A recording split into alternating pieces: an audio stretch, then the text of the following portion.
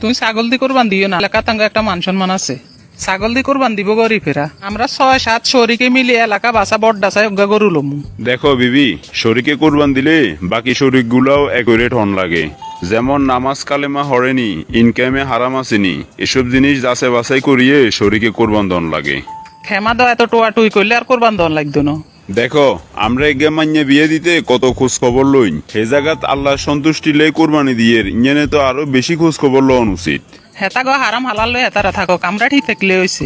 শরিকদের আলাদা আলাদা হইলে কিছে, বেগুনে মিলিত পশু এগে কোরবানি দিয়ে। তাইলে তুই এলাকার যাই খোঁজ খবর ল, হালাল পথে ইনকাম করেন আর কে আছে। হবে যাই একান ডকমতো কথা কইছ।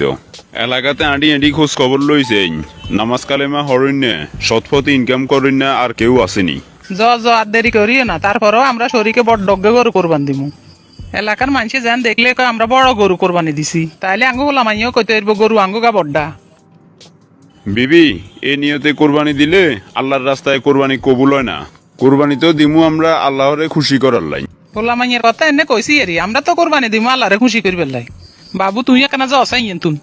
শুরুতে যাই আর বাল্যকালের বন্ধু রাকিবের কাছে, আগে জিজ্ঞাসা হাতে নামাজ কালেমা হরেনি। বন্ধুরে, তুই তো অনেকদিন পরে এলি, কেন না আঙ্গরে ইকে ভুলি রলি। বন্ধু তোরা আছো, তোগো হাল নেই আলে আর আই আছি আর রাস্তাত। আমি এবার চিন্তা করছি আমরা 7 শরিকে মিলি এলাকা বাসা বড্ডা একগা গরুরই কোরবান দিমু। আঙ্গ 6 শরিক হয়েছে, 1 শরিক বাকি আছে, তুই কোনো আঙ্গল গায়ে ঢুকবি নি। এরে বন্ধু রাগ করিচ্ছে, তোরা একার কথা জিজ্ঞাইতাম, নামাজ কালেমা তো চতি না আগের মতোই রয়ে গেছত। এই মাঝে মাঝে হরিয়ারি তুই লাস্ট কবে নামাজ হইছত? খাইছে না আরে, নামাজ পড়তে মিশা কথা কম যাইতো না। আজ তো হইলো বিশুদ্ধবার, গত শুক্রবারে যাই জুমার নামাজ পড়ছিলাম। সারাদিন হইলো কামে কাজের ব্যস্ততা, হেয়াল্লাই নামাজ হইতাম হারি না রে। এতে নামাজে ঠিক মতো হরে না, এতে লগে কোরবানের শরীকে ঢুকন যাইতো না। বন্ধু নামাজ কালেমা ধর, নাকের আগা তুই নিঃশ্বাস গা চলি গেলে দেখবি যে দুনিয়া অন্ধকার, আর কিচ্ছু নেই, সবকিছু হরি দেখবো। আর আয় কোনো বেনামাজির লগে কোরবানি দিতেন না। 5 ওয়াক্ত নামাজ আল্লাহ আঙ্গুল্লাই ফরজ করছে, যাতে আল্লাহর বিধান মানে না হেতের লগে একসাথে কোরবান দেওয়া অসম্ভব। যাই বন্ধু জহির উদ্দিনের লগে কথা কইতাই, হেতে ঠিক মতো আসেনি। কিরে বন্ধু, কি অবস্থা? এ বন্ধু আসি আলহামদুলিল্লাহ। বন্ধু আঙ্গল লগে আয় কোরবানিতে 1 শরিকে ঢুক, বড্ডা তো নাকি গরু কোরবানি দিমু। বন্ধু তোরে জিজ্ঞাইতাম, সারি বাড়ি তো কিছু কররি না, তুই কেন চলরি? এই চলিয়ের কোন রকম। তারপরেও টিয়া পয়সার একটা উৎস আছে না, এটার হিসেব কি?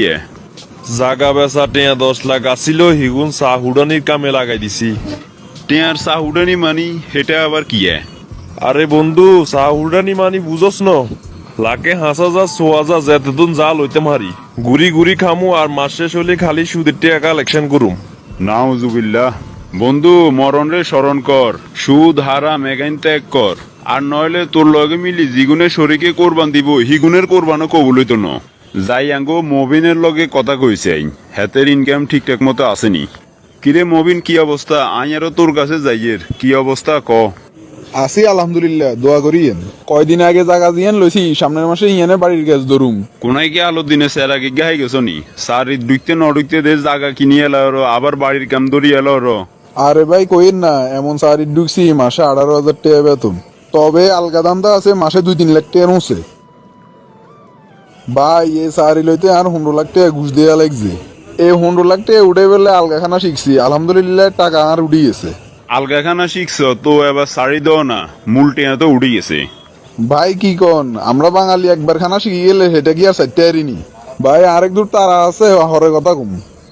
ওরে চাচা রানে যান, আনে সময়ের তো অনেক দাম। আল্লাহ মাফ করক, এইসব হারাম খোর ঘুষ খোর সুদ খোরের লগে আল্লাহ আরে শরীকে কোরবান ন দেয়াক। যাই আঙ্গ সুমনের লগে কথা কইসাই, হাতের কি অবস্থা? বন্ধু অনেকদিন পর তোর লগে দেয়া, কি অবস্থা ক? অবস্থা আছি আলহামদুলিল্লাহ, তোর কি অবস্থা ক? আর অবস্থা তো বালা, কথা আছে না, বুদ্ধি থাকলে বাতে মরে না। সেটা কি আবার? বাইর লগে জাগা জিয়ান আসিল, বছরে ক টেয়ারে দান হাইতাম। ইনান 30 লাখ টাকা বেশি টেয়া ব্যাংকে থুরেছি। বাজারে কোনো দোকানপাট বন্ধক দিলে আয় হেটা টেয়া দি লই, কারণ টেয়া সুদের মুছে লাগাই নয়, এটা হারাম। রুম যে বন্ধক লইছ ইঞ্জেনেও হারাম হালালের হিসাব আছে, জানি লইছ নি? ইয়ানে হারাম কিনলে আইব। দোকান ইয়ান জমিদারে পজিশন সহ ব্যস্ত গেলে কত টাকা ব্যস্ত হারবো? 20 লাখ টাকা বেচা যাইব। তুই কত টাকা দিয়ে বন্ধক লইছ? 5 লাখ, মাসে ভাড়া হয় 10,000। 4/1 দিয়ে তুমি রুম বন্ধক লইছ, তাইলে রুমের ভাড়া হইবে প্রতি মাসে 4/1। এর ভিতরে দোকানের যে বাৎসরিক ট্যাক্স আইয়ে, এটাও তুমি 4/1 হিসেব করে দিয়ে দিতে হইব তোর কাছে যে কয় মাস থাকে। ও মা, এটা কি এখন? রুমিকে যদি জমিদারে বন্ধক দিবার লাই 10 লাখ টাকা চাইতো তুই দিতানি। আরে কি হাক লাগুতা কামবার নি? 10 লাখ টাকা দিয়ে বন্ধক নিলে মাসে 1,000 টাকা হটবো। অন জেনে লইছি এনে ঠিক আছে, মাসে লাখে 2,000 টাকা করে হরে। এই সিস্টেমে রুম বন্ধক নেওয়াও সুদের আওতায়।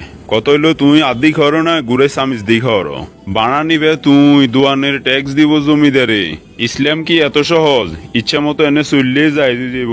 এই বিষয়টা তুমি একজন বড় আলেমের লগে আলোচনা করে শিউর হইলইও কতটুকু জায়েজ আর না জায়েজ।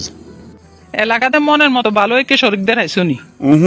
এগেরও চলি ঠেলাম না। বেগুন নাম্বার 2, কেউ বেনামাজি, কেউ সুদখোর, কেউ ঘুষখোর, এরকম লোকের লগে শরীকে কোরবান দিলে কারোই কোরবান কবুল হইতো না।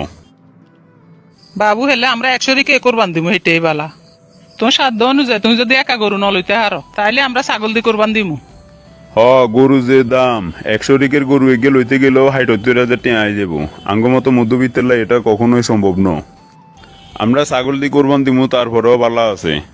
বন্ধুরা, আপনারা কুরবান দেওয়ার আগে অবশ্যই শরিকদার গুলোকে যাচাই বাছাই করবেন। শরিকদার যদি অ্যাকুরেট না হয়, তার কারণে আপনার কুরবানিটাও কবুল হবে না। প্রত্যেকটা গল্পই আমরা সারা বাংলার মানুষের জীবন মানের সাথে সামঞ্জস্য মিল রেখেই তৈরি করার চেষ্টা করি। ইনশাল্লাহ ভবিষ্যতে আপনাদের জন্য আরো নতুন নতুন গল্প নিয়ে হাজির হব।